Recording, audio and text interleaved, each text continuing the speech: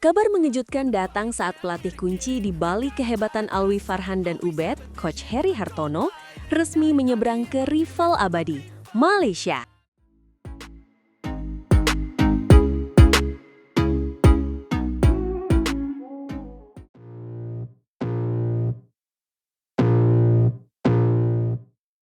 Tarik nafas panjang-panjang, karena kabar yang satu ini bukan cuma mengejutkan, tapi berpotensi jadi alarm bahaya buat masa depan tunggal putra kita.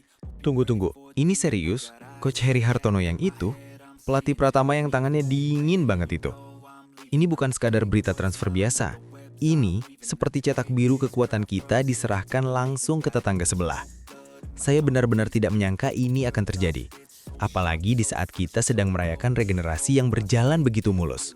Tepat sekali.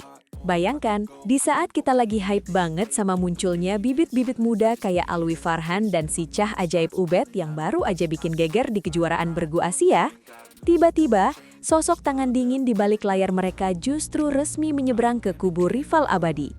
Coach Heri Hartono resmi bergabung dengan BAM, Asosiasi Badminton Malaysia.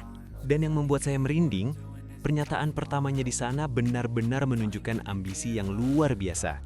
Dia tidak main-main. Dia bilang mau mencetak juara dunia dan pemain nomor 1 dunia untuk Malaysia.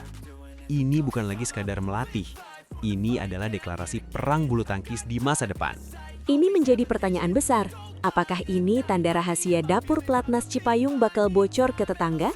Apakah dominasi tunggal putra muda kita yang sedang kita bangga-banggakan bakal segera dipatahkan? Buat kalian yang mungkin belum terlalu familiar, siapa sih Coach Heri Hartono ini? Kenapa kepindahannya lebih heboh daripada transfer pemain bola? Penting untuk menggarisbawahi perannya. Coach Heri adalah sosok kunci di sektor tunggal putra Pratama PBSI. Ingat ya, Pratama. Ini bukan level utama. Ini adalah kawah Chandra di muka.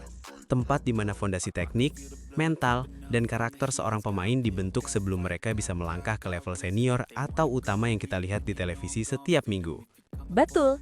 Kalian lihat betapa matangnya permainan Alwi Farhan saat jadi juara dunia junior 2023? Atau betapa stylishnya permainan Johannes Saud Marcelino dan Ubed belakangan ini?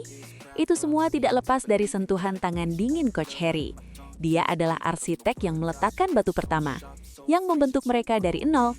Dan sekarang, sang arsitek itu dibajak oleh Malaysia. BAM secara resmi menunjuk Heri untuk menangani sektor tunggal putra junior mereka. Tujuannya sangat jelas, mereka iri. Mereka melihat regenerasi tunggal putra Indonesia tidak ada habisnya. Dan mereka memutuskan cara tercepat untuk menyamainya adalah dengan mengambil pelatihnya. Sebuah langkah yang sangat cerdas sekaligus licik. Sekarang, mari kita masuk ke poin yang lebih mengerikan. Dalam wawancara terbarunya yang dikutip banyak media, Coach Heri bilang dia punya visi jangka panjang untuk Malaysia.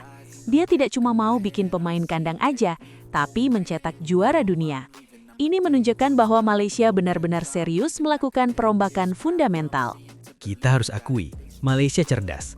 Mereka sadar kalau tunggal putra mereka, pasca era legenda Lee Chong Wei dan inkonsistensi seorang Lee Zijia, sedang butuh perbaikan fundamental dari akar rumput.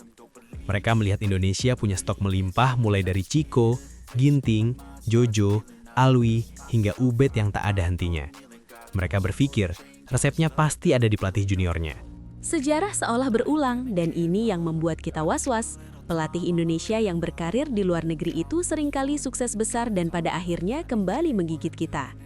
Ingat bagaimana Reksi Mainaki berhasil membangkitkan bulu tangkis Malaysia dan Thailand? Mereka menjadi kekuatan yang sangat diperhitungkan setelah disentuh olehnya. Jangan lupakan juga Coach Mulyo Handoyo yang fenomenal. Dia menyulap Srikan Kidambi dari India menjadi monster yang sangat ditakuti di lapangan. Atau yang paling baru, Coach Nova Widianto yang sekarang sedang memoles gandek campuran Malaysia hingga jadi ancaman serius. Polanya selalu sama, pelatih kita pergi, negara lain bersinar. Sekarang, bayangkan ilmu pembentukan karakter dan teknik dasar khas Cipayung itu ditanamkan ke bibit-bibit muda Malaysia sejak usia dini. Dalam 3-4 tahun ke depan, kita mungkin akan melihat Alwi Farhan versi Malaysia atau Ginting versi Malaysia yang lahir dari tangan pelatih kita sendiri. Ini bukan lagi fiksi, potensi nyata. Supaya lebih konkret, mari kita lihat rivalitas yang bakal terjadi. Di level junior dunia sekarang, kita punya jagoan muda kita seperti Alwi Farhan sebagai standar emas. Malaysia punya jagoan muda mereka seperti Eugene Iu.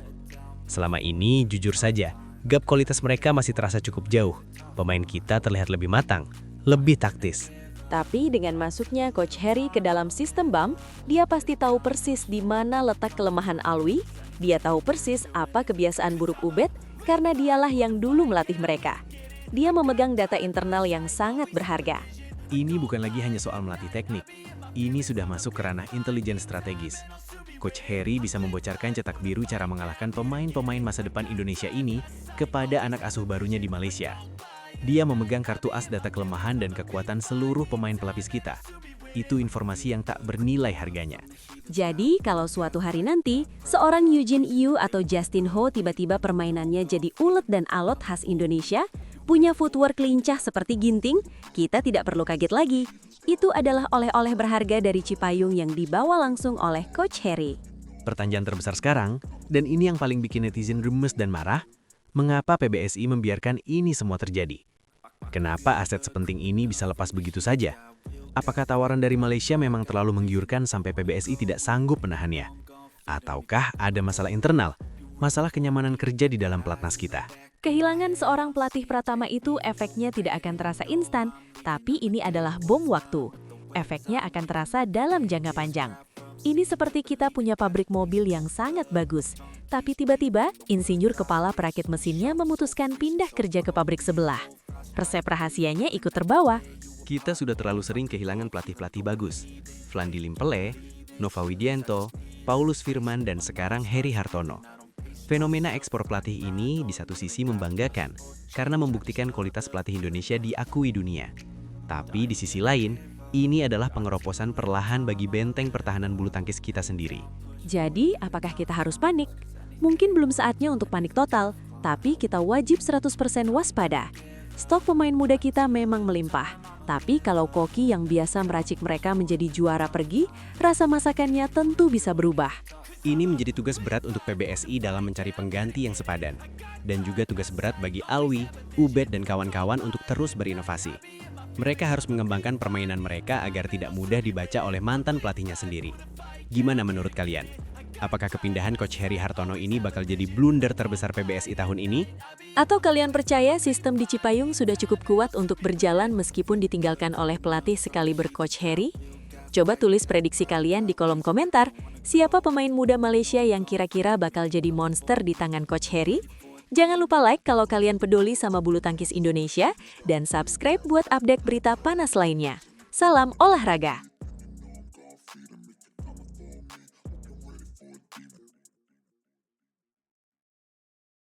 Revolusi bulu tangkis dunia dimulai dari Indonesia dengan format 11 hari yang gila dan jadwal turnamen raksasa yang siap mengguncang jagat olahraga.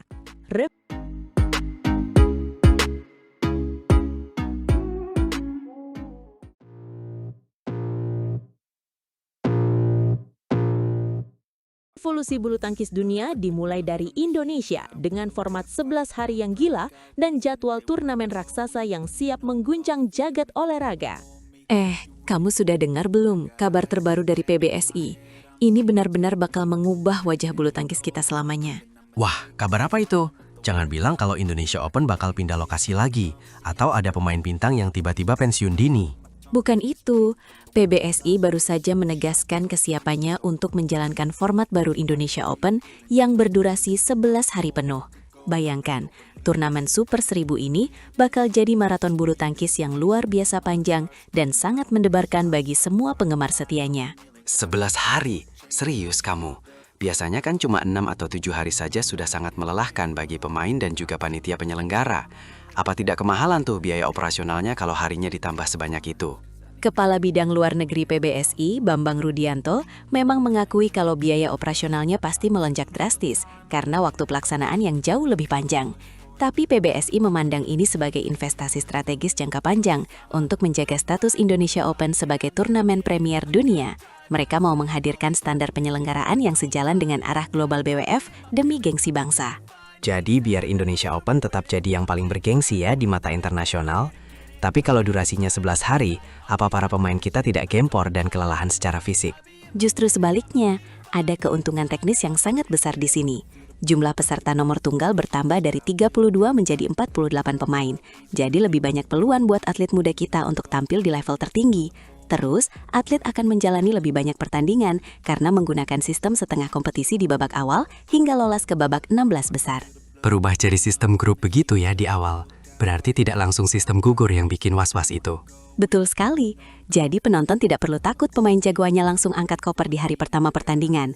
Dan dari aspek kebugaran, durasi yang lebih panjang ini justru memberikan ruang istirahat yang lebih ideal bagi para pemain bintang. Hanya akan ada 2 lapangan pertandingan yang digunakan setiap harinya, sehingga atlet punya waktu pemulihan yang jauh lebih memadai di antara jadwal tanding mereka. Oh, jadi jeda antar pertandingan bisa lebih panjang ya. Kualitas permainan pasti bakal lebih terjaga, karena mereka tidak dipaksa main setiap hari tanpa napas yang cukup. Tepat sekali. Strategi ini diharapkan menjaga performa puncak atlet sepanjang turnamen berlangsung. Dan yang lebih seru lagi, Indonesia Open juga bakal dikembangkan sebagai ajang sportainment sejati. Bakal banyak elemen hiburan, konser musik kecil, kuliner lezat, dan berbagai aktivasi menarik di luar lapangan pertandingan untuk menghadirkan pengalaman menonton yang lebih berwarna bagi penggemar. Menarik banget. Jadi kayak festival besar gitu ya. Penonton jadi punya banyak pilihan aktivitas selain nonton pertandingan. Tapi kabarnya bukan cuma soal Indonesia Open saja ya yang bikin heboh. Benar, Indonesia resmi dikonfirmasi jadi tuan rumah untuk 3 kompetisi beregu paling besar sekaligus di dunia. Kita bakal jadi tuan rumah Piala Sudirman tahun 2027, serta perhelatan akbar Piala Thomas dan Piala Uber tahun 2028 mendatang. Serius? Itu kan turnamen paling sakral dalam sejarah bulu tangkis dunia. Berarti formatnya juga bakal berubah mengikuti tren 11 hari yang baru ini. Mirip, tapi durasinya akan diperpanjang menjadi 10-12 hari penuh. Dan yang lebih mengejutkan lagi bagi banyak pihak, jumlah tim yang bertanding bakal diperluas dari 16 menjadi 24 tim mulai tahun depan. Piala Sudirman bakal jadi yang pertama mengadopsi format baru ini di tahun 2027 nanti. Wah, makin banyak negara yang ikut ya. Persaingannya pasti makin ketat dan tidak terduga.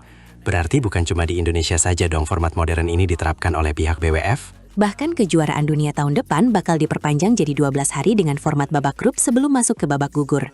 Langkah ini sangat bijaksana karena memberikan pemain waktu buat pemulihan fisik dan mental yang sangat krusial. Pelatih juga jadi punya waktu tambahan buat merencanakan strategi secara lebih mendalam. Memang sih, kalau jumlah timnya makin banyak, strategi harus makin fleksibel. Kita tidak bisa cuma mengandalkan 1 atau 2 pemain kunci saja.